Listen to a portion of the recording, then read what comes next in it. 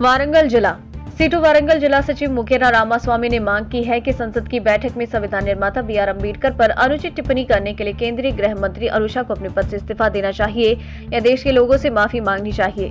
माता अम्बेडकर के भारतीय संविधान पर अमित शाह की टिप्पणी के विरोध में सीटू वारंगल जिला समिति ने वारंगल चौरास्ता में अम्बेडकर की प्रतिमा का अभिषेक किया। वारंगल में कार्यक्रम में जिला सचिव अध्यक्ष मुकेरा रामास्वामी, मलोथ सागर, नायकद राघव रेड्डी, गनीपाका, ओडेलू, यादगिरी, सांगर पानी, रघुपति, स्वप्न, लावण्या, माधवी, रमेश, रजनी और अन्य ने भाग लिया।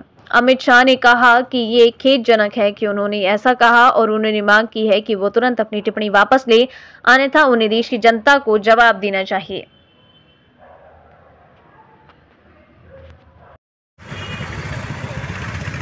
अंबेडकर పదే పదే పేరును ఉచ్చరించడం పేషణ అయిపోయిందని అనుచితంగా వ్యాఖ్యలు చేయడం అనేది జరిగింది। ఈరోజు భారతదేశంలో ఉన్నటువంటి భారత రాజ్యాంగాన్ని రచించినటువంటి ఒక గొప్ప మేధావిని ఈ బీజేపీ ప్రభుత్వం అమిత్ షా కించపరిచినట్టుగా పార్లమెంట్లో చెప్పాడు। ఈరోజు అంబేద్కర్ గారినే కాదు, భారతదేశంలో ఉన్నటువంటి 140 కోట్ల మందిని కూడా అనిశ్చిత వ్యాఖ్యలు చేసినట్టుగా మేము అడుగుతున్నాం।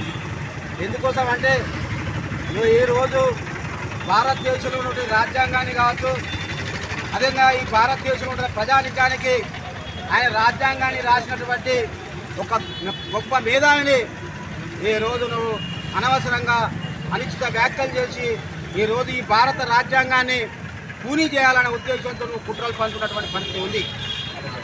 ఒకటి చెప్తా ఉన్నా, నువ్వు భారత రాజ్యాంగాన్ని రాసినోని కాదు, ఈ భారతదేశంలో ప్రజలు ఎట్లుండాలి, కార్మికులు ఎట్లుండాలి, కర్షకులు ఎట్లుండాలి, మేధావులు ఎట్లుండాలి అనేటువంటి రాసినటువంటి రాజ్యాంగం రాసినటువంటి భారత డాక్టర్ బి.ఆర్. అంబేద్కర్ గారిని నువ్వు ఇబ్బంది పెట్టు, ఈ దేశ ప్రజలను ఇబ్బంది పెడుతూ ఈరోజు నువ్వు వ్యాఖ్యలు చేశావు।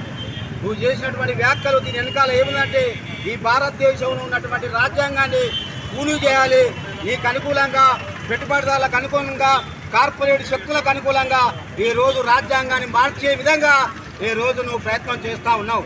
అందుకోసమే మేము అడుగుతా ఉన్నాం, ఈ భారతదేశ రాజ్యాంగాన్ని నువ్వు ఇట్లా పనిచేసి ఈరోజు రాజ్యాంగాన్ని ఇబ్బందులు పెట్టి ఈరోజు అంబేద్కర్ గారిని అనిశ్చిత వ్యాఖ్యలు చేసినావు। తక్షణమే నువ్వు ఈ భారతదేశంలో ఉన్నటువంటి హోంశాఖ మంత్రివి, నీ పదవిని తక్షణమే రాజీనామా చేయాలి, లేకుంటే నువ్వు ఈరోజు భారతదేశంలో 140 మంది కోట్లకు నువ్వు సమాధానం చెప్పాలి, లేకుంటే వాళ్ళ అంబేద్కర్ పేరును ఉచ్చరిస్తూ ఉంటే మధ్యలో హోంమంత్రి అయినటువంటి అమిత్ షా కలగజేసుకొని అంబేద్కర్ పేరును పదే పదే ఉచ్చరించడం కన్నా మీరు భగవంతుని పదే ఉచ్చరిస్తే మీకు స్వర్గం లభిస్తుందనే వ్యాఖ్యలు ప్రధానంగా అమిత్ షా చేయడం అనేది ఇది విడ్డూరకమైన విషయం। ఎందుకంటే భగవంతుడు ఉన్నాడో లేదో ఈ ప్రపంచానికి తెలియదు, కానీ ఈ దేశంలో ఉన్న కోట్లాది మంది ప్రజలకు భగవంతుడు ఎవరైనా ఉన్నారంటే అది వాస్తవమైన భగవంతుడు అంబేద్కర్ అని చెప్పేసి భావించే భావం ఈ దేశంలో ప్రధానంగా ఉంది।